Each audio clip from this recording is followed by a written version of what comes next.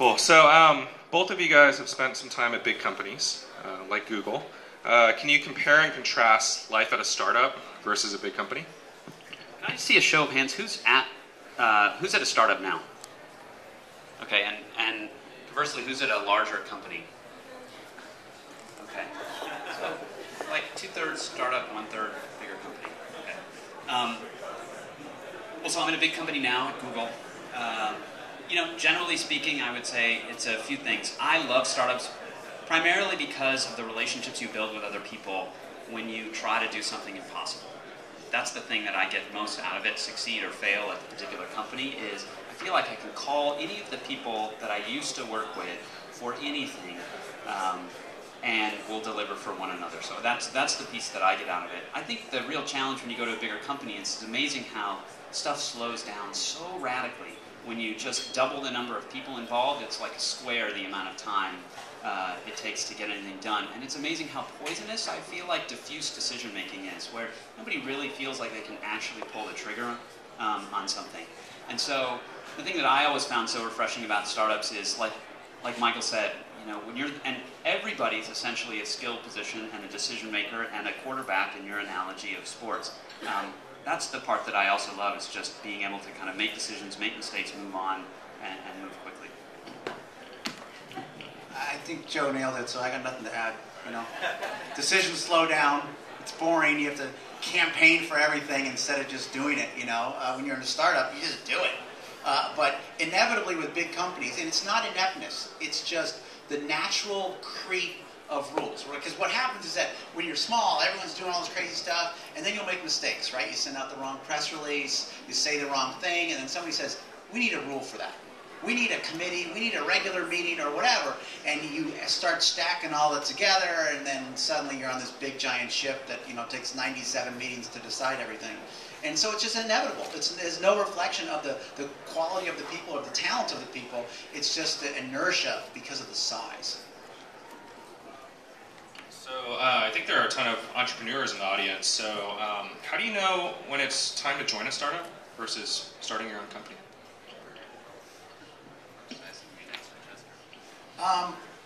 Well, I think can you learn to be an entrepreneur? I don't know. I mean, I think you can get the bug, right? If you look at mp3.com, how many people from mp3.com have gone on to create their own company? Tons. And I think it's because they had that front row seat, right? You see how it's done. And it's infectious, especially when it works, right? When you're successful. So many people at MP3 said, I could do that, I could do that. And sometimes I would go, no, they can't. That guy cannot. Maybe some of these guys can. So I think you have to have that fire, first of all, if you're really going to be an entrepreneur. Working for a startup, if that's your question, I think somebody has to be much more resilient to be at a startup.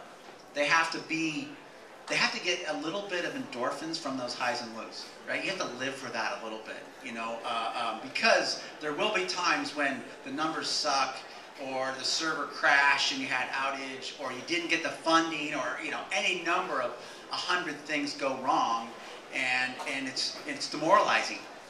I always run my companies where we're very open with everything, right? Every employee can see our daily sales. Every employee can see our traffic. Every employee knows every deal, and we talk about everything openly. And the reality is not everybody can handle that. Some employees, they're like, man, I just want to be shielded and think this is a perfect job and will last forever and we'll always have enough money. And so they don't want to hear about, well, hey, we're down to our last, $12, or we lost this contract, or we lost the Excite button, or the Netscape button. Some people don't have that resiliency, and those people should stay at Sempra or wherever else they're working. Hopefully no one hears from Sempra. But if those people have that fire for a startup where they want to be in the action, then I think there's nothing like it. The thing that I always like to talk about is, there's this saying of, I've learned more from my failures than my successes. That saying, I think it's bullshit. I actually think what is true is I've gotten more character from my failures. I think that's true.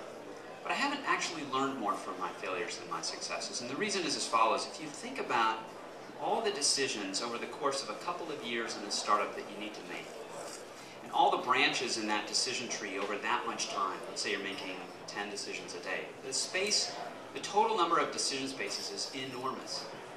Failing only tells you to avoid one of the trillions and trillions and trillions of paths that you could take there.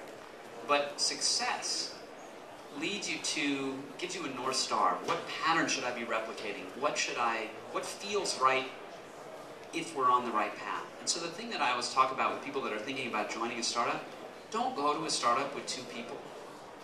Go to a startup with like 20 people and some funding and a sense of momentum, because that's the best place you're going to learn a success pattern that'll help you if you ever want to start something on your own. So that's the thing that I always push is you learn more from your successes than your failures. Find a place that has a pattern of success. Be there. Cut your teeth there, not in the kind of 2-person in a garage place. That's, having been there multiple times, that's a lonely place. Yeah. So on that note, I mean, how do you pick a startup? Like, what kind of qualities do you look for in the startup, in the people, in the product? A number of attendees here are going to face that type of question, even when they're deciding who to talk to and who to pursue opportunities with. How do you pick a startup? Okay, well, oddly, my job has become picking startups from lots of startups that I see in terms of investing. So it's hard for me. I realized I'm 40 years old. I've never switched jobs, ever. So my advice is a little bit hollow in the sense that I realized I've never been in one job and then switched. I've started other companies, but never switched jobs. So the things that I always look for, first and foremost, is, are you just excited to be in business with these people? Because in the end, whether the thing succeeds or fails, you're spending a crap load of time with these people. You better love them in some way. Every one of them has to inspire you in some way. They don't have to be in the same direction as you. They can have a very different thing that they inspire you on. There's a person that works at Google Ventures who's a statistician, a PhD in stats. The thing that inspires me about her is she makes the most unbelievable, you know what a wiki stick is? It's like these little wax. She makes these crazy wax sculptures. She's just odd in this way, but like, I'm inspired by that little detail. So it doesn't have to be big. Obviously, you'd like to be something relevant to the business as opposed to make wiki stick sculptures. But I think that's the first criteria. You just have to be inspired by the people around you, because that's what determines your day-to-day happiness. The second piece is that you've got to fall in love on some level with the product, because that's going to carry you through the dark times if you yourself just feel like, God, I love this product, I love what it does, I myself am a user. I'm a big believer in that design school of like, if you design for yourself, you know what the design center is. It's really hard. It's a discipline that many people do. It's not one that comes naturally to me designing for others. That's why I think I would always be bad at enterprise software. It's just I can't imagine myself in the shoes of someone else. And then the last piece that's really, I think, hard for people to analyze but becomes incredibly important is the company economically handicapped from the very beginning or not? Because there's some great products that just, in the end, can never make money due to structural impediments in some way. I worry about it less in the early days. I focus much more on founders and product in the early times, but definitely market matters a lot too. So, I mean, in terms of personal picking, how you spend your daily time, I think it's really fundamentally about, do I love the people that I'm working with? Well, I think it's important to think about startups as not one thing. You know, you said, how many people are at a startup? Well, startups actually mean a lot of different things. It can mean, 2 guys who are working at Sempra who are stealing time, on the weekends or after hours trying to make a go of it. There's something for Sempra. Yeah, I do. Have you seen my utility bill? Thank you. No, so I think you have to think about startups as having different types. There is the little 1-2 man, hey, I got an idea and I'm working after hours or weekends or whatever. And then there's the people that have like cut the ties from their full-time job, which is very scary, right? Like, I'm going for it, right? And there's 2 or 3 of those guys, and they're meeting at IHOP because that's their office, and then you've got some that are starting to raise a little bit of money, and maybe they have a little office, and then you've got some that have taken money from Joe and Google Ventures. So I think there's different profiles of a startup, and what is important is to match that profile with what your life needs are.